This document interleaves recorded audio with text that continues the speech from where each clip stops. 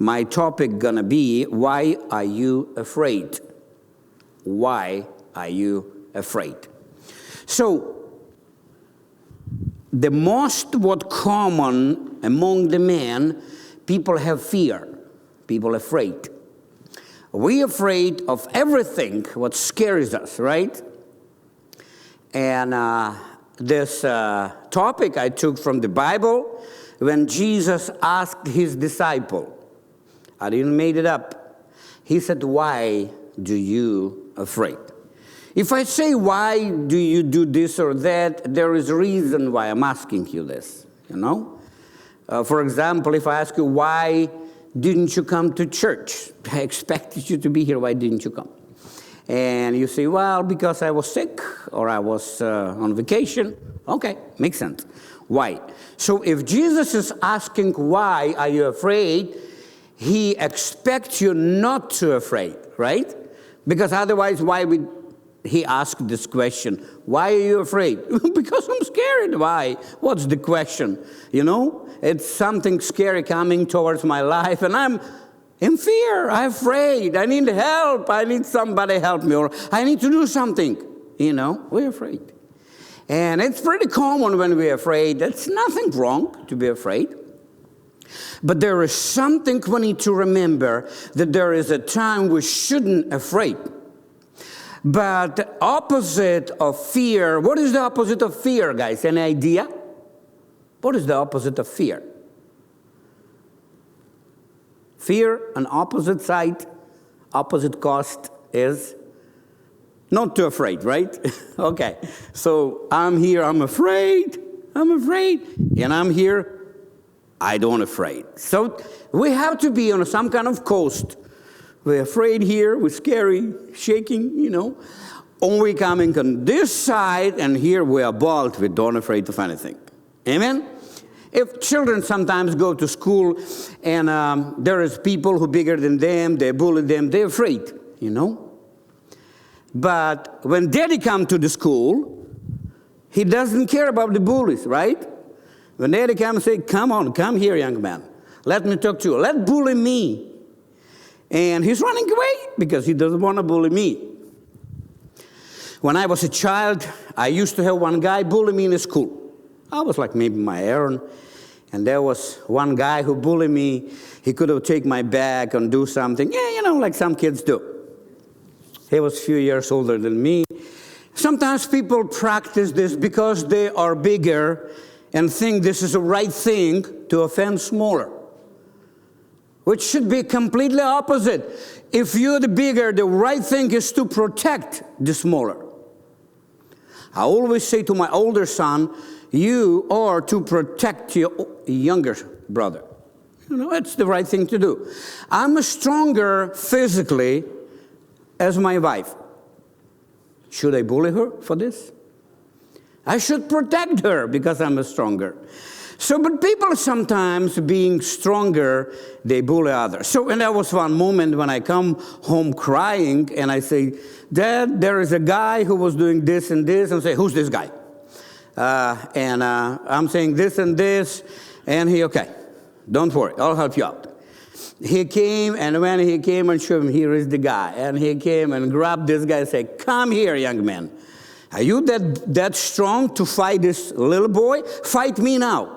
And he was trying to go somewhere. No, fight me now. Fight me now.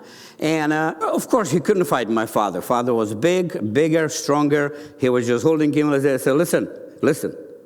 If one more time I hear that you bully my boy, I'll do like this. Take your head and take your this one and do like this. Quick. Okay? I understand. Yes, sir. Okay. Get out. And that was it. Never in my life this guy bullied myself. Never. So you can be I was in a moment when I was in fear. I was scared because whenever I saw this guy, I was like, I'm lost. I need to run. But when my daddy saw this guy, he was saying, come here, young man. What are you doing? You know, that was a completely different story. As soon as I knew that my dad is for me, and I shouldn't be afraid of bullies because bullies towards to my dad versus my dad are nothing. He can grab few bullies and do like this, and they nothing to do to him, because my daddy is much stronger, much bigger, and I had nothing to afraid. You see? And that was the moment in which I want to apply to you the story in the Bible. Let's just go to the Mark chapter 4. Mark. We're going to go to a chapter, okay? Do you know what this chapter 4 says? You wrote it, right? You're Mark. No, okay, good. Good. We have all the Bible names here. We have Moses, and he's always do whatever Moses part, you know. We have Prophet Daniel here behind the camera. So we have a lot of people with the Bible names. Aaron, I was a priest. So Jonathan, do you know who was Jonathan? Yeah, so Joseph, do you know who was Joseph in the Bible? Yeah, sure. Mark, do you know who was Mark in the Bible? Absolutely. Joel, do you know who was Joel in the Bible? A prophet, right? We have another Marcus there, right? All right, so we have, guys, beautiful names, and good to see you. Only Vasyl is not in the Bible somehow, I don't know. People didn't give me Bible name. Serge is not also in the Bible. Serge, are you in the Bible? Yes. Yeah? Yeah? I never heard about this, but I hear it now. Okay. All right, so we're going to go to the Mark chapter 14, and we're going to go to the verse 35, and we're going to read the story. As evening came, Mark 4:35, Jesus said to his disciples, "Let's cross the other side of the lake." So they took Jesus in the boat and started out, leaving the crowds behind, although the other boats followed. But soon a fierce storm came up. High waves were breaking into the boat, and it began to fill with water. The situation, just simple situation.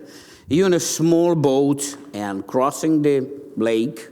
It was like a sea, and there was lots of waves, and there was wind, tossing from and to, and it was just scary situation for the disciples. And listen, it was not that kind. There was not a kid in a boat. There was a grown man, fisherman, who didn't afraid of anything. Like there were not once there. There was a storm. Let me tell you guys, whenever storm comes to your life, it's not that pleasant, right? Storm. And there's different storms we are going through. Okay? Different storms. I can give you lots of examples. But they were going through the physical storm, and they were going through from one side to another in a boat. And when there's a big storm, and if you cannot survive the storm, what's going to happen to you? You drown, right? So people die in a storm. And there was a reason to be scared. There was a reason to fear. And verse 38, Jesus was sleeping at the back. You see? I like it.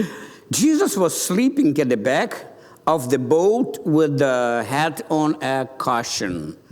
The disciples woke him up shouting, "Teacher, don't you care that we are going to drown? Don't you care? Look what's going on. You're sleeping like a baby. You don't care that here's a disaster. A storm is coming to the boat."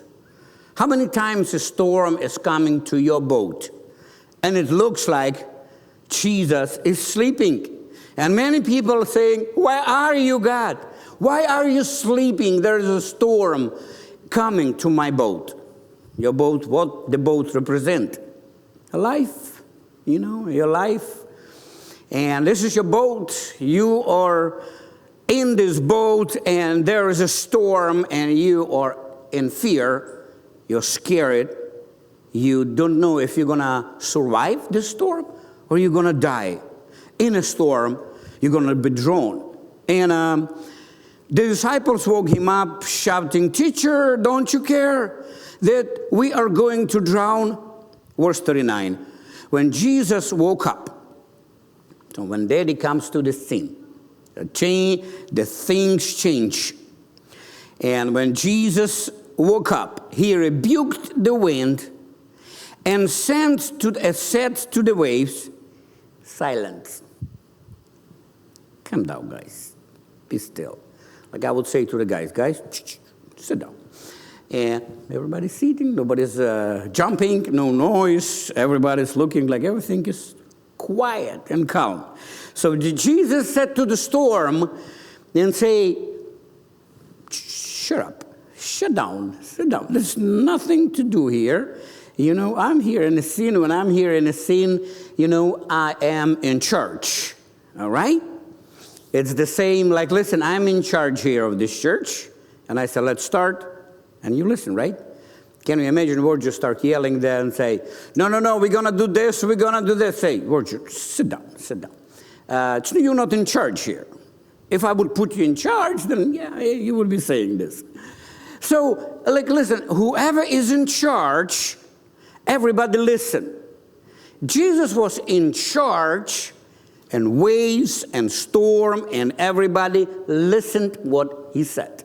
Say, calm down. Silence. I'm sleeping.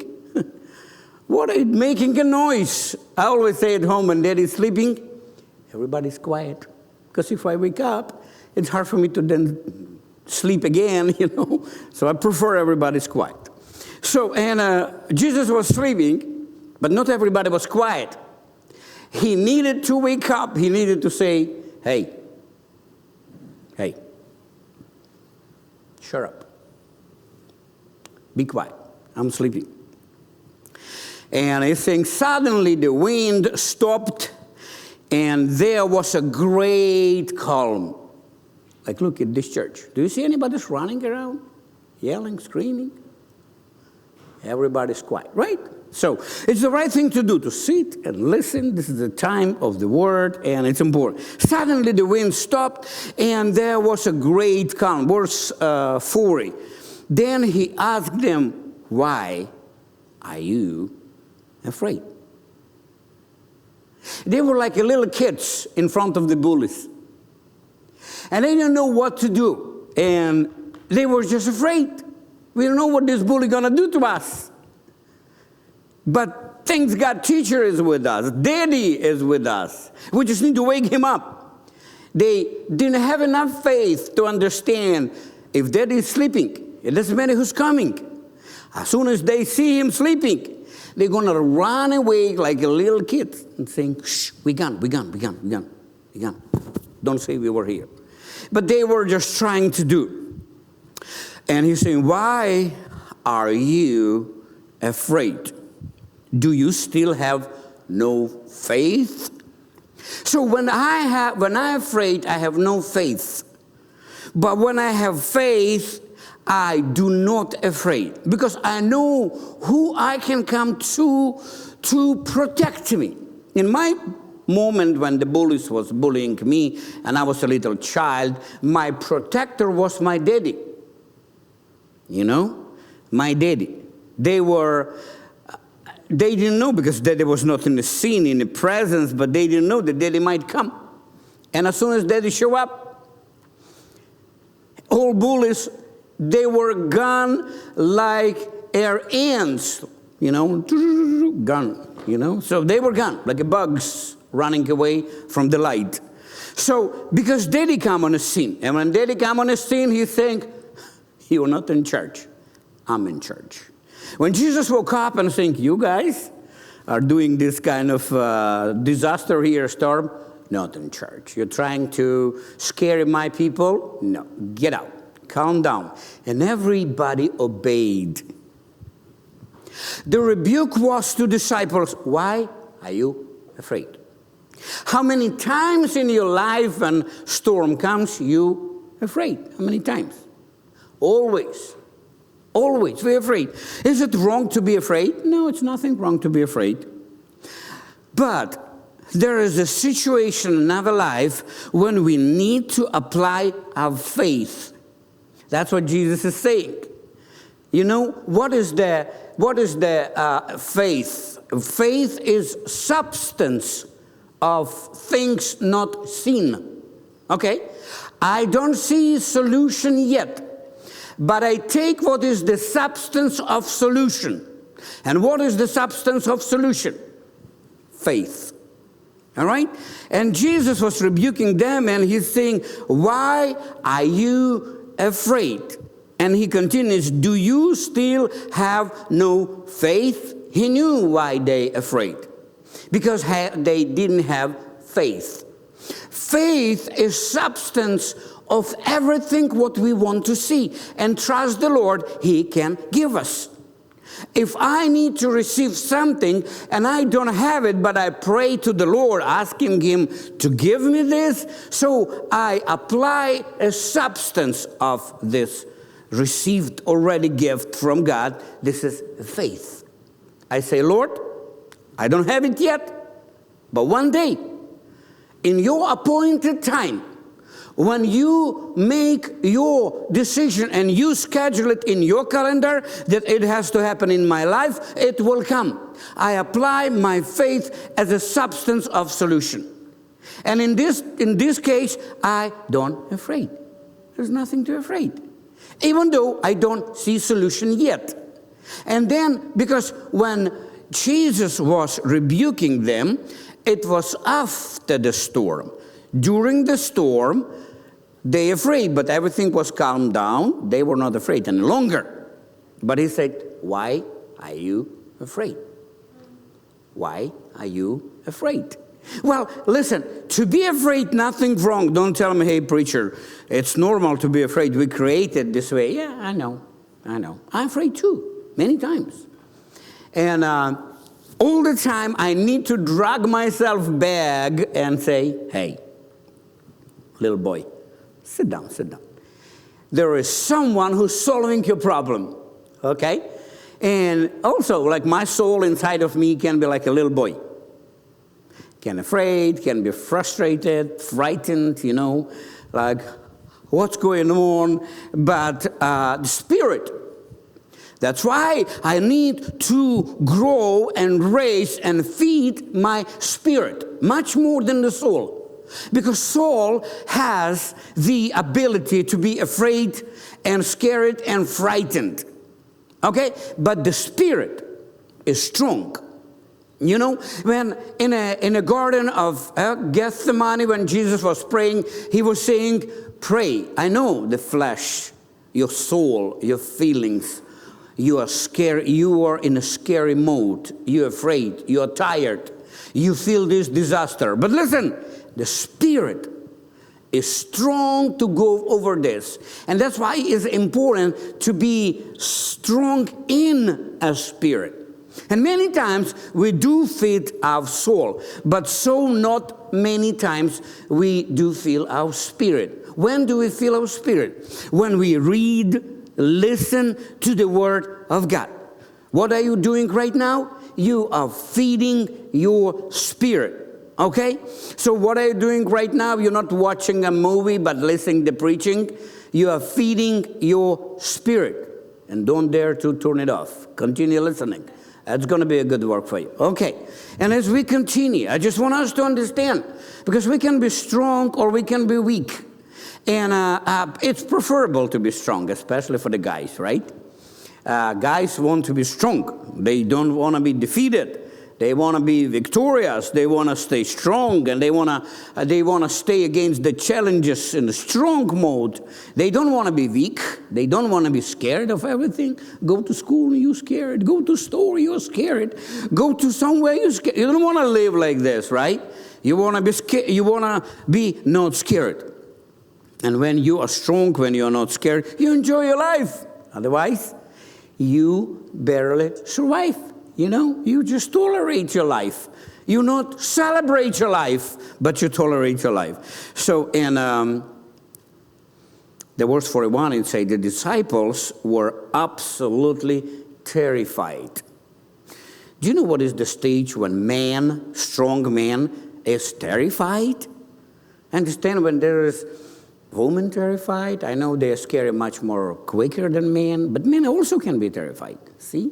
Can be terrified. They were scary for their life. You know? They were scary for they were terrified. And they were asking, they were talking to me among them, who is this man? Who is this man? They asked each other. Even the wind and waves obey him. You know, the natural disaster, the natural things, and the natural stuff which comes, they don't obey to people. You cannot say, rain, stop, and rain scary is gone. Rain doesn't care what you say. You know, do you remember when Jesus was standing? This is another moment I want to apply, and I want you to understand what I'm going to tell you. There is the storms in our life which comes not from God. And we have to have a knowledge and faith how to stop the storm. Jesus gave us the authority just speaking to the storm, and storm will get away. And storm will obey. And he proved it, showing them and saying, look, the storm is listening what I have to say. But there is a storms which coming from God. You cannot cast it away. There is a moment when you need to go through. And we're going to have in our life this and that type of storms. We're going to have in our life storms which we can speak against and say, get down, sit down, don't make a noise here. Daddy is sleeping. You know, and everybody's listening. And there is another way when a storm comes and it does not obey to you. Do you know when Pilate was talking to Jesus? And Pilate was trying to free Jesus, because he knew that that's not the man who is accused, as they say.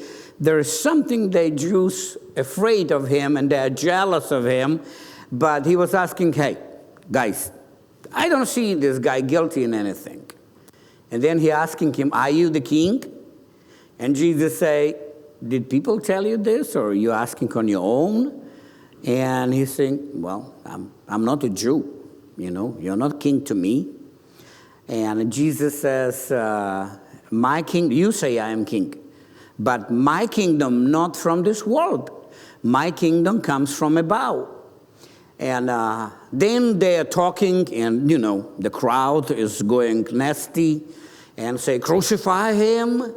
And Pilate says, I don't want to crucify him. I don't see this guy guilty. Take him and crucify him yourself if you think this is the right thing to do. And they say, we have no right to crucify. But this guy, he says that he is a king. And everyone who says that he is a king is the enemy of the emperor. And because he's a rebel, we have only one king, the emperor. And Jews, they were saying, we have no other king except the emperor, Caesar. All right? And they say, we only have a Caesar as a king. And you need to crucify him. Pilate said, I don't want to crucify him. He is not guilty. Take him out and crucify him yourself. He knew they would not do it because they have no right to crucify. But they say, this man has to die. But we cannot kill him. You are to kill him, because he says that he is a king and he is the enemy of Caesar. And you are the representative of Caesar. You need to punish this man. And he was frightened and says, Pilate, if you read the John, Pilate was frightened, scary. Can you imagine? The ruler of this land, who had lots of people, army, he was frightened as well as his disciples. Why? Because now his life was already kind of shaken, on edge. If you don't punish the rebel, then you encourage rebels who rebel against their Caesar, against the emperor. But you have to punish him. At the end of the story, the Pilate comes to talk to Jesus and say, who are you? Who are you? You see, this question was asked by disciples. Who are these men? They didn't understand. They see that he is not a regular man. He said, who are you? Who are you? The Pilate was asking, who are you? And Jesus was not answering and say, don't you think I have the authority over you to crucify you or to release you? You're not answering me? And Jesus think you would not have authority over me if this was not given to you from above. You know, the storm is going to go over above, and you're going to say to the storm, storm, stop, because you're going to crush the trees on, on earth. And but storm will say, I don't obey you. Listen, storm does not obey to people. And they say, I obey only to God. So in this way, he was saying the storm obeys to God only. But authority, what was given to the children of God, that you can step on as scorpions and you will cast out demons. And listen, demons also can bring the storms in our life. And there was a storm which was when they were crossing the lake, and there was a storm brought by demons. And demons wanted to storm this boat and storm disciples. You know why? Because he was crossing this another way, and on this side there was guy who needed the help. You remember the demon-possessed man who Jesus then released from this? He cast out demons. And at that time when they were speaking to Pilate, and he says, listen, you need to understand one thing. There is the storm on a top, and it's going over, and you cannot stop him. And when Jesus was going to die, he was going to die on a cross, on a Calvary. There was also a storm in his life. But Jesus didn't stop this storm. You know why? Because the storm was from God. In our life, we might have different type of storms. We might have storms which demons are bringing. And what we need to know, what we need to understand, we just say, listen, get out. We have a right to cast out demons. We have a right to do something what we want to do. And if we are doing the standing against something what coming from God, you cannot stop the storm coming from God. But you need to be spiritually sharp to understand this. Did you see, guys, so many people are spiritually dull? Did you guys try to cut meat with a dull knife? And did you try it? So how did it work? It's crazy inconvenient. It's not doing anything, you know? You can do something, but it's not doing anything. Listen, but when you take a sharp knife, you just do this, and it's already done. And it's already done, right? Sharp. Listen, the same principle you can apply in a spiritual life. You can have a sharp spirit, or you might have a dull spirit. Dull spirit is the spirit which have nothing to do with something what comes from God. This spirit is completely dull. This spirit is frightened.